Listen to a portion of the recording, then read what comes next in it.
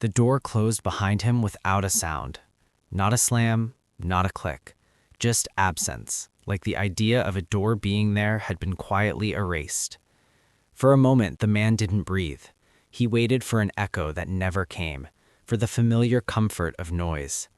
The silence pressed in on him, thick and deliberate, as if the room itself were holding its breath. When he finally turned, his heart dropped. The white door looked wrong. It hadn't changed dramatically, but enough. The surface that had been smooth moments ago now showed age. The paint had yellowed unevenly, like bone exposed to air. Hairline cracks spread slowly across it, branching outward in delicate, vein-like patterns. They seemed to pulse faintly, expanding and contracting, as if the door were alive and circulating something beneath its surface. The underground chamber around him responded. The walls expanded outward by a fraction, then settled back in again. In. Out. A slow, rhythmic motion, too steady to be coincidence. The sound was subtle, barely audible, but he felt it more than heard it. A deep internal pressure shift, like standing too close to something enormous while it slept. The underground chamber wasn't just underground. It was inside something. He took one cautious step back. The floor reacted immediately. Not cracking, not breaking, shifting. The concrete rolled under his foot like muscle flexing beneath skin. A vibration traveled upward, threading through his legs, settling heavily in his chest. His heartbeat stuttered, trying to sync with a deeper rhythm that didn't belong to him. Each breath became a struggle. The air resisted, thickening, clinging to his lungs as though it didn't want to leave him intact. Somewhere behind the walls, something exhaled. The sound wasn't loud, but it was intimate, close, wet, a breath taken inches from his ear, though nothing stood there. The temperature dropped sharply, raising goosebumps along his arms. Then the whispers returned. They didn't rush in this time. They arrived calmly, measured, controlled. They seeped from everywhere at once, through the walls, beneath the floor, inside the ceiling, and worst of all, directly behind his eyes.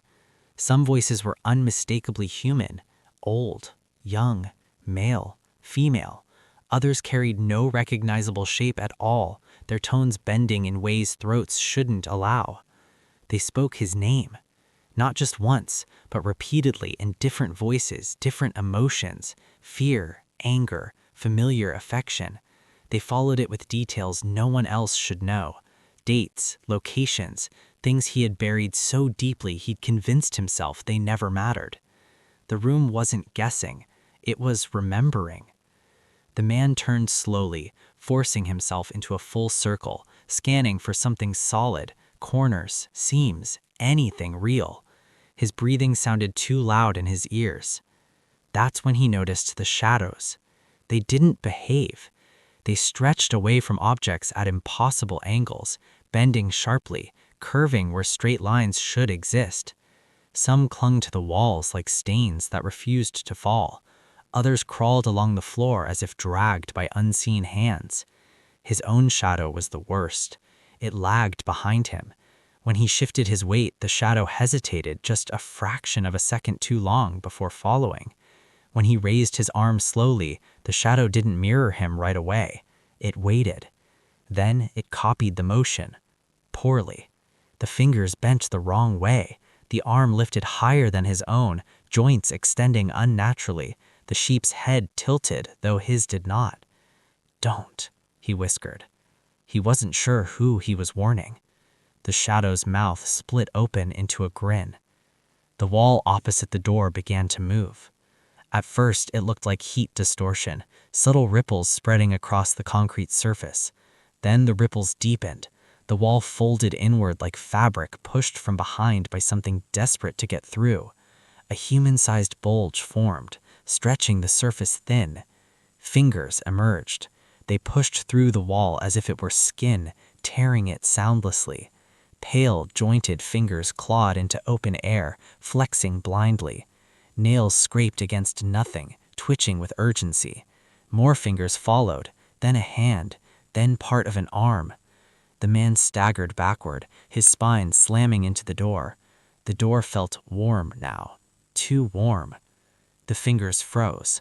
Slowly, unnaturally, they withdrew back into the wall. The surface sealed itself, smoothing over, leaving no mark, no tear, no crack, as if it never happened.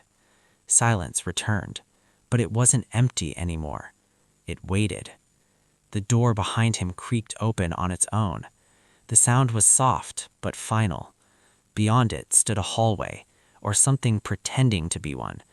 It stretched impossibly far, extending well beyond what the underground structure should allow. Fluorescent lights flickered overhead in uneven intervals. Some burned too brightly, washing sections of the hall in harsh white glare. Others barely lived, buzzing weakly, threatening to die at any moment. Doors lined both sides. Dozens, hundreds, each one different. Wooden doors scarred by age, smooth metal doors smeared with fingerprints, glass doors clouded from the inside. Some looked modern, others ancient. Every single door bore a number.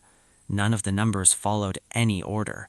Some repeated, some changed as he watched. He stepped into the hallway. The door closed behind him. The lights dimmed instantly. From the far end of the corridor, something moved.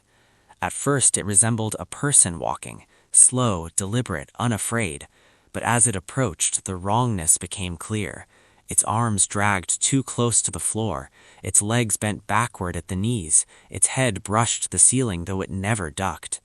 It stopped a few meters away. For one brief moment, daylight flickered through the hallway, warm, impossible, like the memory of the sun forcing its way in.